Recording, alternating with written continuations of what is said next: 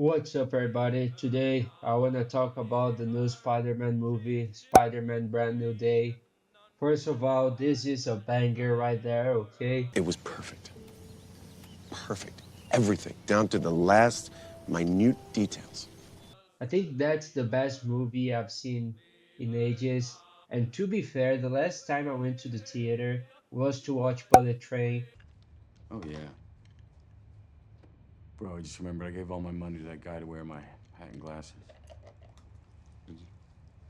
So it was quite a while ago. So, it's not that hard for Spider Man to be the best movie since I haven't been to the theaters in what, 3, 4 years?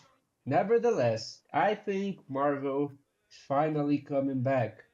We had that great time in which Marvel was prioritizing quantity instead of quality, and now I think the opposite is gonna happen, especially after Secret Wars. Goodness gracious, thank you God, because holy ball, they were just pumping and dumping a lot of movies and shows, and most of them were ass, like Ironheart. How can she talk shit about Tony Stark, the GOAT? As a yet to be engineer, I feel disrespected. And she's also going to be an engineer, if I'm not mistaken. So she shouldn't be talking shit about Tony Stark. She should be idolizing him. She should see him as the GOAT. But I'm going off topic. Let's talk about the movie. I took notes while watching the movie, and I went to watch it twice. I think that's the first time I've ever done that. Go to the theater to watch the same movie twice in a row, because I went last Friday and 2 days ago. It was a wonderful experience, despite my friends being dickheads and talking shit the whole movie. That was so annoying. What's up, everybody? I am back again. I have some news. I went to the theater for the third time and I watched it again. And I'm very proud because I have the same computer as Spider Man and same hoodie as MJ.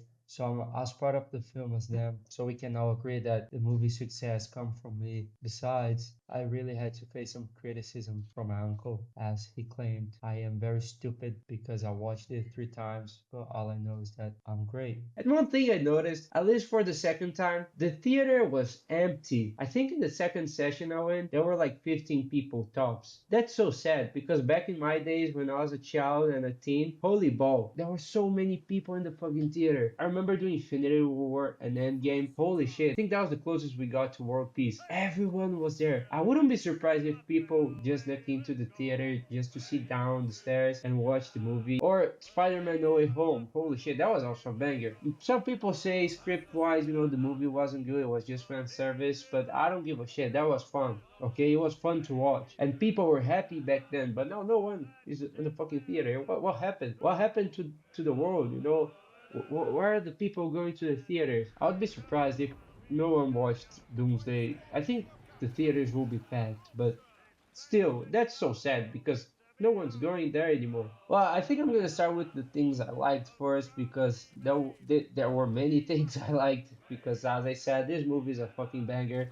Okay, I think the first thing I liked is how you can relate to the movie. You can always relate to Spider-Man, even when Aunt May is talking to Spider-Man and then Jean Grey when she gives that pep talk, and you can't help but relate. I felt she was talking to me. Obviously, I don't think I have powers, like I can't shoot organic webs from my wrist, though I can shoot white things from somewhere else. And I do have a tingle with that said thing that can shoot white things. Wait, actually, I might be Spider-Man, just in a different way. But still, I don't have superpowers as far as I'm concerned. It's just so relatable how she says, like, oh, you think because you're special things will be easier, but it won't. But we love you not because you're special, but rather because you are you. Like those are things you like to hear, and that's what makes Spider-Man so fucking good. Throughout the movie, he was just getting shit on. He saw the love of his life kissing someone else. He saw his best friend not even acknowledging him. He saw a weird force of nature just haunting him everywhere to get a fucking VMAX thing, which he didn't even know what was. Then he had to fight the Hulk. Like obviously, none of us will fight the Hulk, but we always have a hope to bid every single day. So that's the first thing I liked. By far, you can relate to the movie. And the movie is really self aware. That's not like some Marvel Studios homework that you gotta watch to understand what happens in the next big movie. No, no, this movie you can watch it just in one sitting just for fun. You can just say fuck all the other movies. I just want to see a Spider-Man movie just for fun. This movie would do. They did such a perfect job. I think the other thing I liked were the side characters. The Punisher is so fucking great as a secondary character. He's so fun. Obviously, he wasn't going rogue and killing everyone because, again, that's a Spider-Man movie, so it's not how it works with Spider-Man. But it was so fun, their dynamics. You know, Frank and Peter just cheating on each other. I really want to know what happened to Staten Island. That would be great if they made a mini movie about it. That would be fun. And just the way they gotta learn how to respect each other's means to do shit is so fun. I think that interaction when they were in Frank Castle's ship was so funny. How he was talking about Chile and then how he talks about his life is not a choice. If it were up to him, he wouldn't be doing what he does. He'd just be chilling with his family. And also, speaking of that shit, it felt so shit for Peter, bro. MJ saying I don't love you to him, that was so ass. I don't love you.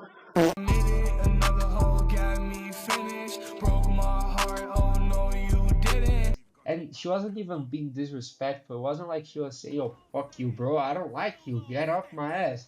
No, she was like, "Dude, I'm really sorry. I appreciate what you did for who I was, but I don't know you, bro. I don't know who the fuck you are, so I can't love you. I'm sorry, G." Even worse that she asked him to give him a lift home, which is very frustrating for our boy Peter Parker. But as the friendly neighborhood Spider-Man, he gives her a ride home and that talks to Ned, which is a wholesome moment because the movie was respecting the spell. I thought that coming in they would just reverse the spell through some reverse engineering shit and boom, everyone's happy from the get-go, but no, they respected it. And even at the ending when Ned apparently remembers Peter, it is still open to interpretation. I choose to interpret as he fully remembered shit because previously Jean Grey had that fucking thing that she controlled everyone in a I don't know 1 kilometer radius. She went rogue, and I feel like that might have made both him and MJ remember shit because MJ was also on the rooftop holding that necklace that Peter gave her. One of my friends pointed out that this could be just he associated the fact that MJ called him Peter and then he presented himself as Peter, so he just, connected the dots and said, "Oh, you're a Spider-Man, buddy. I fucking see you now." And that's okay. I think the movie did that on purpose. It's so fun that we get to interpret our way. We'll see next Spider-Man movie. I really hope he just remembered. I don't even think MJ needs to remember him, but just having that and then turning him into a super villain later on, it'd be just so much fun. It come full circle because it'd be fun that he's I won't become a super villain trying to kill you, and then he does become super villain and tries to kill Peter.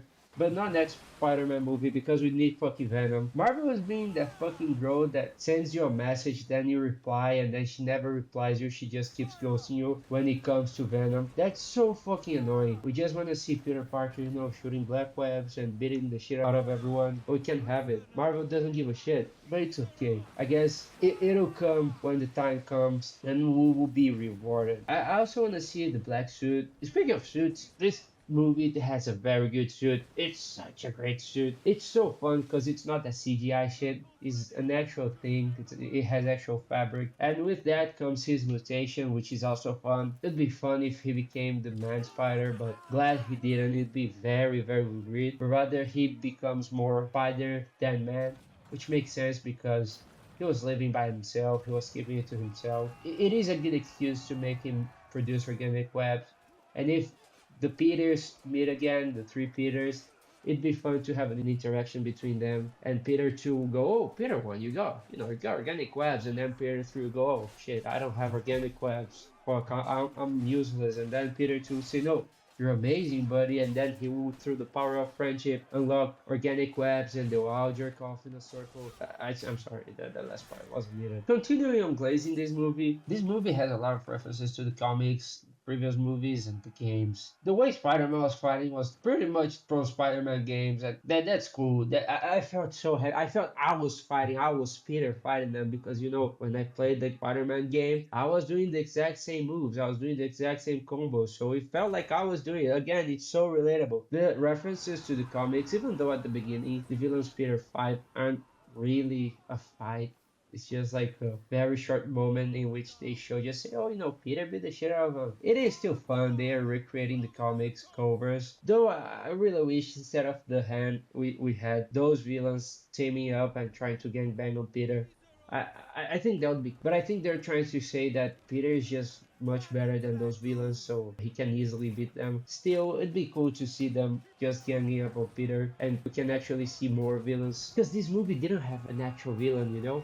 At first was the Hand, then it was Scorpion, then it was Jean Grey, then it was Damage Control, but none of them were an actual villain. They didn't last that long. Oh, there was also the Hulk. I will get back to the Hulk soon. I didn't really like how he was utilized. That as a movie about the power of friendship. And Jean Grey and Peter do grow a lot this movie. I think they'll be a very good pair of friends throughout the next Marvel movies. I think it's a good idea. It'd be fun.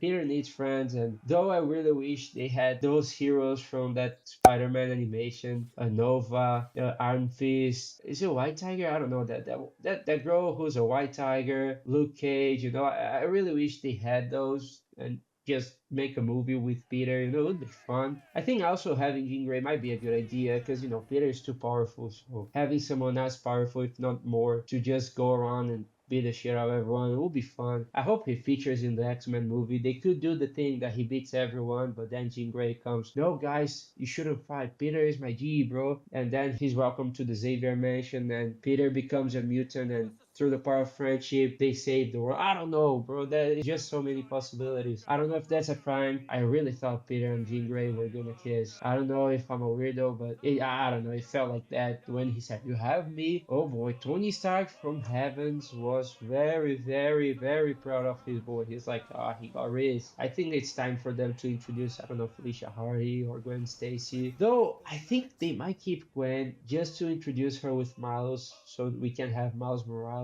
and Spider-Gwen. I don't know, just imagine if, because obviously, even though Marvel said they want Tom Holland to be Peter Parker forever, I don't think he's willing to be Peter Parker for every single movie he plays. I think he wants to do some other shit eventually. So it'd be cool to have a situation like in the Spider-Man games in which Miles comes in and Peter's kind of mentoring him, and then he just passes the torch on to the next person, and Miles becomes the guy, but this time he also has Gwen. So it's that storyline in which Miles and Gwen are together. So it's Miles Morales and Spider-Gwen taking care of New York, and then Peter eventually comes here and there to help out. Maybe Peter will have the white Venom suit, through Mr. Negative, and then sometimes he'll pop up there and he will help to fight. I don't know. We'll see. Though I think they might not try to copy what happened in Spider-Man 2, the game, just so they can be creative. But Peter does need a new love interest. Or just move on. I think he accepted it. He's not getting with MJ, at least not now. Maybe he'll have a new love interest, and then in the last movie they get together naturally, and God bless. That would be cool. And then he retires, and then it's Miles and Spider-Gwen saving New York. That would be cool. I don't know. Hopefully we'll see something. I'll just trust Marvel. I know that even though they're fucking shit up, they do care a lot about Spider-Man. You can tell they have some good care with that character. Goodness gracious, imagine if they destroy Spider-Man. Then I think Marvel will go bankrupt, even though Disney's rich as shit. And I gotta talk about things I didn't like, which weren't many, because again, this movie was a banger. In my opinion, this movie solidifies Tom Holland as the best Spider-Man. Even though Tobey and Andrew were great, I don't know, I feel Tom is just how I imagine Spider-Man.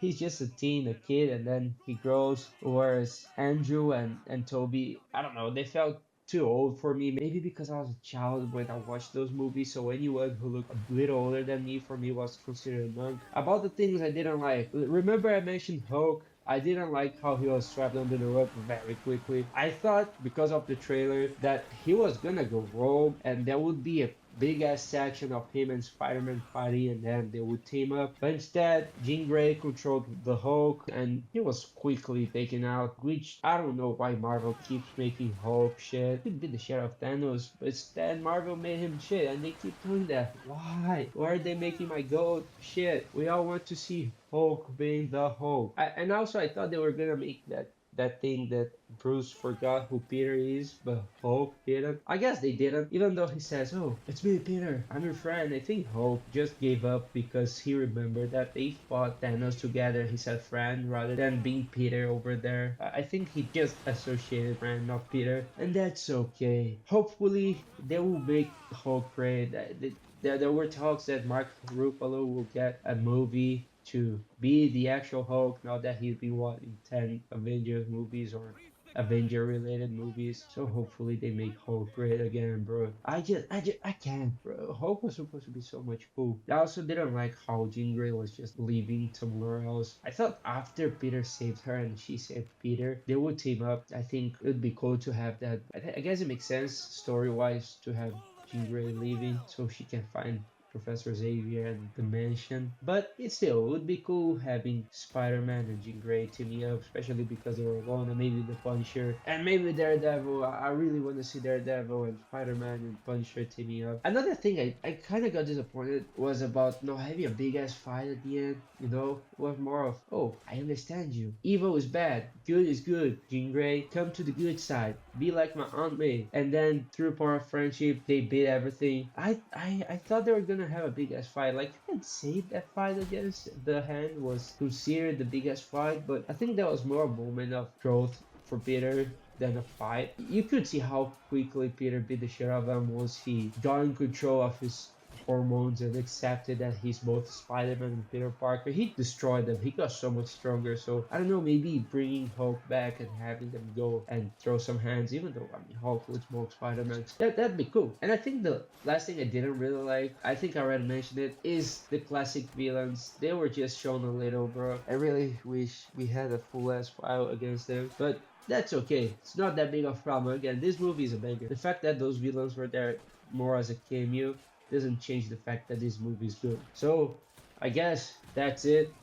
Hopefully, Doomsday will be great. Spider-Man will be there because of the post-credit scene. Though that's probably not Tom. It's probably either Andrew or Toby. If the leaks are right and what I read on Reddit is correct, that is Toby. But we'll see. I guess that's it. See ya.